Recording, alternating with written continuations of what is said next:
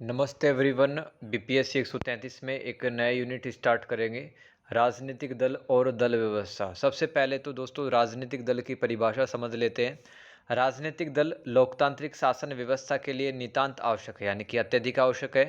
राजनीतिक दल निर्वाचन व्यवस्था में भाग लेते हैं, यानी कि चुनाव में भाग लेते हैं। बहुमत में आने पर सरकार का निर्माण करते हैं, यानी कि किसी पार्टी को अगर ज़्यादा सीटें मिलती है तो वह सरकार बनाती है। अल्पमत में आने पर विपक्ष के रूप में शासन के मनमाने कार्यों पर अंकुश लगाते हैं। तो दोस्तों राजनीतिक पार्टी हैं, उसमें भी दो पार्टी आ जाती है, तो सत्ता पक्ष जिसके पास में सबसे ज़्यादा वोट रहेंगे, सबसे ज़्यादा सीटें रहेंगी, और एक विपक्षी दल जिसके पास में सत्ता पक्ष से कम वोट आएंगे। तो मैकाइवर क्या कहते हैं, राजनीतिक दल एक ऐसी संस्था है जो कुछ सिद्धांतों या नीतियों पर संगठित हो, जिनको वे संवैधानिक तरीके से सरकार के निर्माण के लिए आधार बनाते हैं, वो राजनीतिक दल कहलाते हैं। अब दोस्तों यहाँ से सवाल आता है राजनीतिक दलों के कार्य।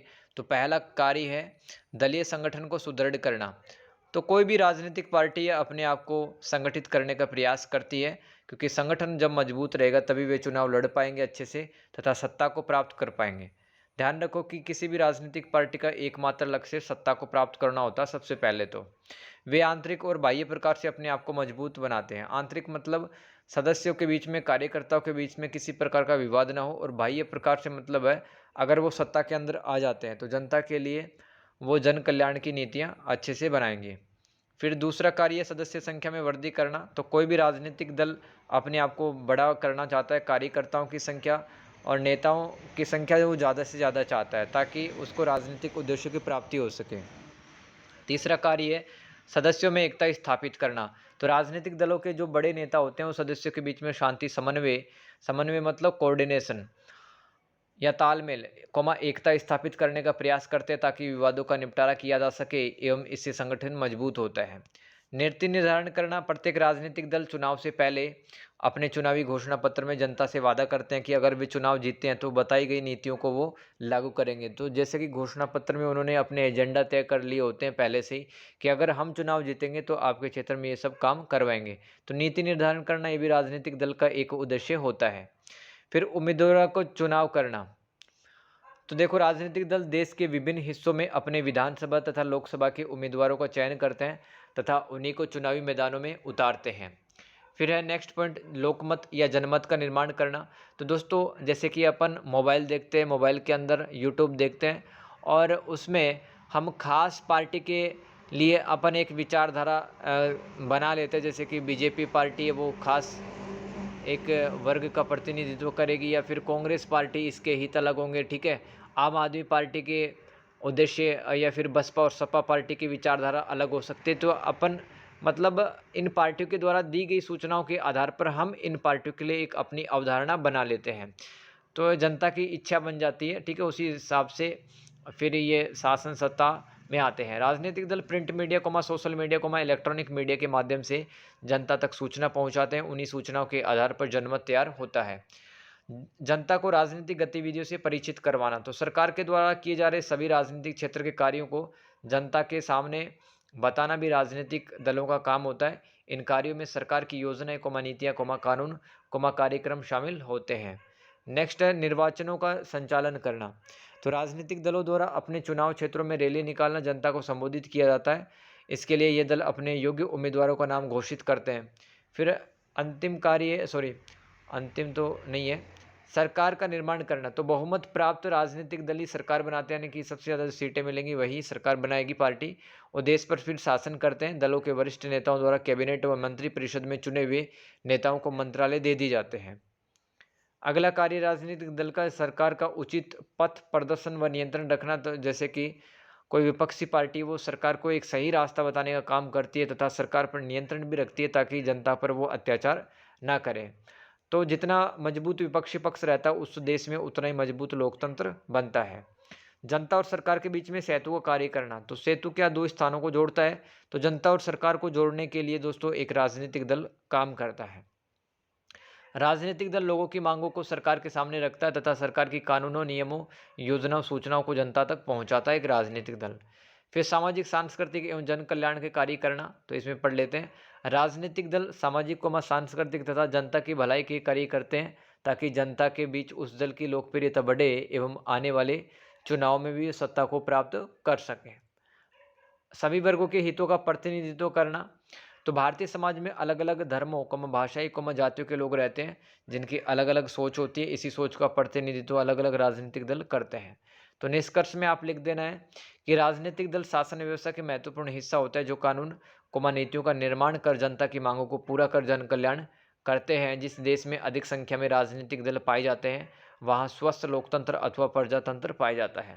अब दोस्तों एक 20 नंबर का सवाल और मैं आपको बता देता हूँ कि दल और दलीय व्यवस्थाएं ये 3 प्रकार की होती हैं।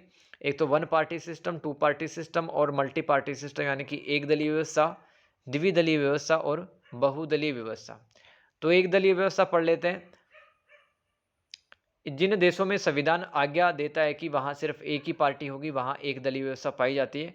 वहाँ वह दल सत्ता पर अपना पूरा नियंत्रण रखता है। ऐसे देशों में लोकतंत्र नहीं होता है। अब जैसे कि चीन है दोस्तों, और सोवियत संघ था, ठीक है। तो उस टाइम पे एक ही पार्टी हुआ करती थी उनकी, और वो एक पार्टी पूरा देश चलाती थी।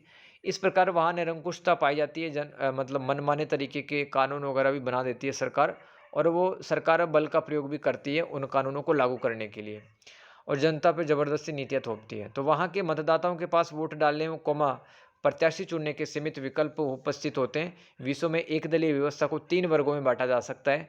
प्रथम वर्ग साम्यवादी राज्यों का, दूसरा वर्ग फासीवादी राज्यों का, तीसरा वर्ग कुछ अविकसित देशों का। तो साम्यवादी राज्यों में दोस्तों पूर्वी यूएसएसआर आ जाएगा, तथा वर्तमान में चीन, जहां का संविधान एक ही राजनीतिक दल को मान्यता प्रदान करता है। इन पार्टियों की विचारधारा है कि सर्वहारा यानी कि मजदूर का अधिनायकत्व स्थापित हो, यानी कि समाज के जो संसाधन है उन पर सबका बराबर अधिकार हो, पूंजीपति बहुत ज़्यादा पनप नहीं पाए। ये इन साम्यवादी राज्यों की विचारधारा होती है। तो इन देशों में मार्क्सवाद दर्शन चलता है।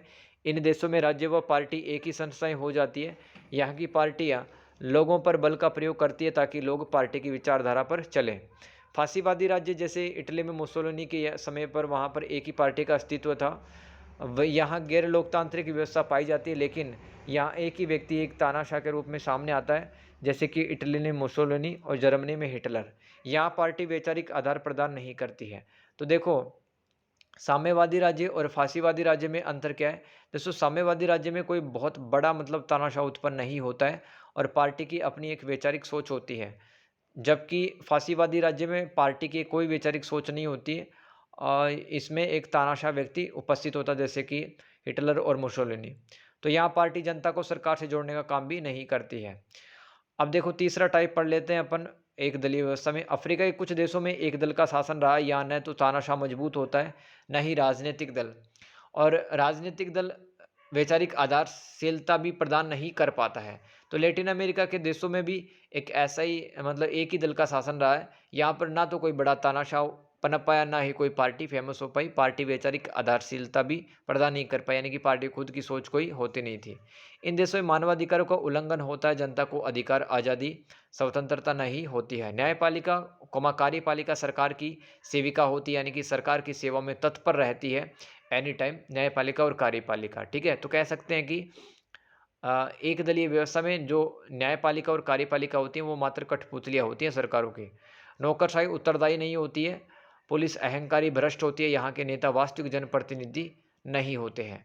निष्कर्ष में अपन कहेंगे एक दलीय व्यवस्था में, एक दलीय व्यवस्था लोकतंत्र के प्रतिकूल एक नकारात्मक व्यवस्था है, जो विश्व के कुछ ही देशों में उपस्थित है, जैसे कि चीन, उत्तरी कोरिया, वियतनाम, क्यूबा, इरिट्रिया, पश्चिमी सहारा, म्यांमार और लाओस, ठीक है। ये कंप्लीट होता है। आगे चलते हैं द्विदलीय व्यवस्था। जब किसी देश में दो ही प्रमुख राजनीतिक दल होते हैं तो उसे द्विदलीय व्यवस्था कहते हैं। हालांकि यहाँ 2 से अधिक राजनीतिक दल भी पाए जा सकते हैं, लेकिन उनका राजनीति में कोई खास महत्व नहीं होता है। जैसे दोस्तों अमेरिका में 2 ही पार्टियाँ को सबसे ज़्यादा सीटें मिलती हैं, या तो वहाँ पर रिपब्लिकन पार्टी आ जाती है शासन में, या फिर डेमोक्रेटिक पार्टी आती है। ऐसे ही इंग्लैंड में 2 ही राजनीतिक दल प्रमुख है, एक तो कंजर्वेटिव पार्टी, एक लेबर पार्टी। लाभ क्या है द्विदलीय व्यवस्था का? बहुदलीय व्यवस्था में दोस्तों सरकार का निर्माण राजनीतिक दलों के समझौते द्वारा किया जाता है, लेकिन दोस्तों द्विदलीय व्यवस्था जिस देश में पाई जाती है वहाँ पर 2 ही पार्टियाँ वो देश के लोग पसंद करते हैं, और वहाँ पर कोई समझौता वगैरह कुछ नहीं होता है, जैसा बहुदलीय व्यवस्था में होता है। तो इस व्यवस्था में शासन में स्थायित्व, सुदृढ़ता होती है, जिससे राजनीतिक दल कार्यक्रमों व नीतियों को सफलतापूर्वक लागू कर पाते हैं। तो यहाँ पे राजनीति स्थायी होती है, ताकि नेताओं को टाइम मिलता है कि वो अपनी जनता के लिए कल्याणकारी नीतियाँ बना पाएँ। द्विदलीय व्यवस्था में मंत्रिमंडल का निर्माण आसानी से कर लिया जाता है। संवैधानिक गतिरोध पैदा नहीं होता। अगर संविधान में कोई बदलाव करने की कोशिश की जाती है तो वो आसानी से हो जाता है, जैसे कि इंग्लैंड। तो शासन में एकता व उत्तरदायित्व की व्यवस्था भी होती है। इस व्यवस्था में विरोधी दल संगठित होते हैं। तो जो विपक्षी पार्टी है वो दोस्तों बहुत मजबूत मानी जाती है, यहाँ पे ध्यान रखो। द्विदलीय व्यवस्था में नुकसान क्या है? इस प्रणाली में नागरिकों की मतदान करने की स्वतंत्रता सीमित होती है, यानी कि दो ही पार्टियां आपको चुननी है, तो ए या फिर बी। जनता को सिर्फ दो ही दलों को वोट देना होता, चाहे उन्हें उम्मीदवार पसंद है अथवा नापसंद। बहुमत प्राप्त दल निरंकुश होकर जनता पर मनमाने कानून और नीतियां थोप सकता है। मंत्रिमंडल की तानाशाही पूरे देश में स्थापित हो सकती है। देश के सभी वर्गों के हितों का प्रतिनिधित्व नहीं हो पाता है। निष्कर्ष में आप लिख देना कि द्विदलीय व्यवस्था एक दलीय व्यवस्था से अच्छी है, क्योंकि यहाँ लोगों के पास में विकल्प अपेक्षाकृत अधिक होते हैं। एक दल में तो एक ही पार्टी थी है ना, द्विदलीय में कम से कम दो तो पार्टी है। लेकिन ये जो द्विदलीय व्यवस्था ये बहुदलीय से कम अच्छी है, क्योंकि दोस्तों यहाँ पर विकल्प विकल्प हमारे पास में कम है। बहुदलीय व्यवस्था में तो बहुत सारी पार्टियाँ होती हैं और उनकी विचारधाराएं भी अलग अलग होती है, जैसे कि भारत। बहुदलीय व्यवस्था पढ़ लेते हैं दोस्तों। जिस देश में दो या दो से अधिक राजनीतिक दल सत्ता में साझेदारी करते हैं उसे बहुदलीय व्यवस्था कहते हैं, जैसे कि ब्राज़ील, डेनमार्क, फिनलैंड, भारत, दक्षिण कोरिया, मैक्सिको, इजराइल, इटली। इन देशों के अंदर बहुदलीय व्यवस्था यानी कि मल्टी पार्टी सिस्टम पाया जाता है। तो आपको ध्यान रखना है कि मतलब बहुदलीय व्यवस्था जिन देशों में होती है वहाँ पर सरकारें दोस्तों गठबंधन से बनती हैं, समझौते से बनती हैं, ठीक है। तो उन समझौतों से वो बंदी भी होती है। जैसे कि ऐसे देशों में अनेक पार्टियों का सहयोग लेते हुए मंत्रिमंडल का गठन किया जाता है, जिसे गठबंधन सरकार कहते हैं। जैसे कि बीजेपी एनडीए समूह की सबसे बड़ी पार्टी है और कांग्रेस यूपीए समूह की सबसे बड़ी पार्टी है भारत में। लाभ क्या है दोस्तों? देश की संसद में सभी वर्गों का प्रतिनिधित्व हो पाता है। सरकार की तानाशाही नहीं हो पाती, क्योंकि बहुत सारी पार्टी इसमें शामिल होती हैं।